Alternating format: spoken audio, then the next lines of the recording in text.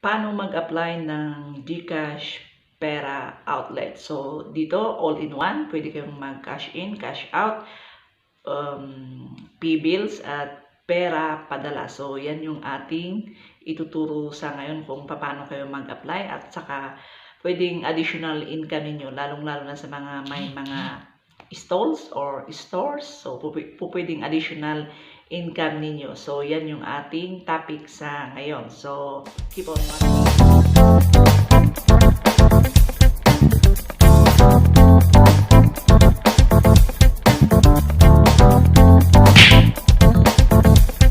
Okay, so, login muna tayo sa ating GCash para mapunta tayo doon sa GCash Pera Outlet. So,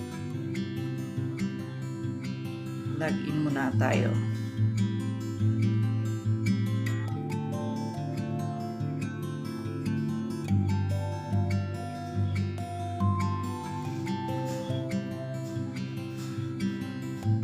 So, nakalagin na tayo. And then, dito sa my view all GCash services. So, mag-click lang dito. Click lang dyan. And then, hanapin natin si GCash Pera Outlet. So, doon kayo mag-apply. Okay, scroll lang ninyo. Yan. So, yan siya. So, click ulit dito. Yan. Then, allow.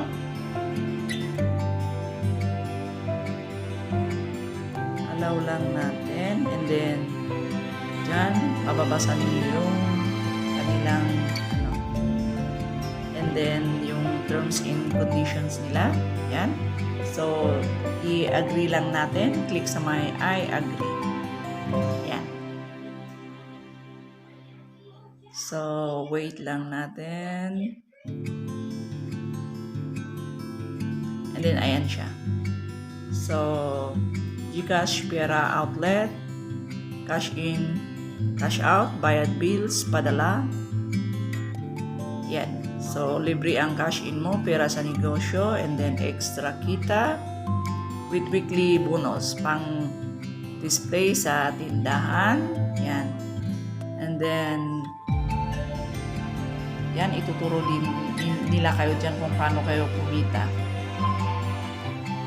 Merong convenient pera padala, merong cash in, cash out, yan, and then easy P-bills payment, regular na bonus, and then yan. So, ito yung mga kailangan mo sa pag-apply. Verified GCash account, of course, barangay business permit, DTI, litrato ng tindahan. So, ayan yung mga kailangan kung kayo ay mag-apply dito sa GCash Pera Outlet, and then apply as Pera Outlet, GCash Pera Outlets. Yan. Pag nakumpleto na ninyo yan, and then yan, mag-click doon. So, ayan siya. Let's say yung pangalan natin, yung pangalan ng tindahan, piliin namin yung business industry. Kita mo lang sa tindahan kada taon. So, ilalagay nyo dyan lahat. And then, yan, distributor code optional. So, optional lang yung mga yan. Address ng tindahan, province, please select. So, select lang ninyo. Andyan yung city, municipality, and then barangay, zip code natin. So, yan yung mga ano ninyo, and then street address, and then pag nakumplito ulit yan, and then next ninyo. So, ayan, click lang sa next. So, hindi ko pwedeng kasi hindi ko na fill up lahat yung dito. So, kailangan i-fill up ninyo lahat para mag-proceed sa next step. So, yan mga kapatid, yung mga dapat na tandaan kapag kayo ay mag-apply dyan sa GCash Pera Outlet application form. So, within 5 days, business days, 5 business days is ma-approve ang inyong application. So, yan, hanggang dito na lang at next lang ninyo kapag na-fill up ninyo lahat yan. At sana nakatulong sa inyo yung ating tips sa pag-apply ng GCash Pera outlet. So, additional income ninyo yan kung kayo ay may tindahan. So, thanks for watching, and sa mga subscribers natin na sumusuporta. So, thank you.